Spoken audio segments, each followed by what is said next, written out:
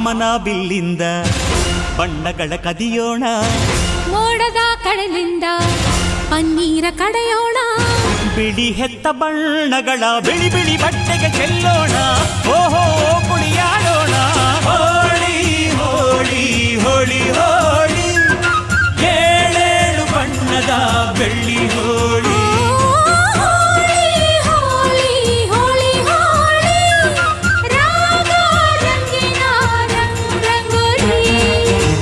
ಅರಿಶಿನ ಕುಂಕುಮವ ಒಂದು ಕ್ಷಣ ಬೆರೆಸೋಣ, ಹಸಿರಿನ ಜೊತೆಯಲ್ಲಿ ಒಂದು ಕ್ಷಣ ಇರಿಸೋಣ.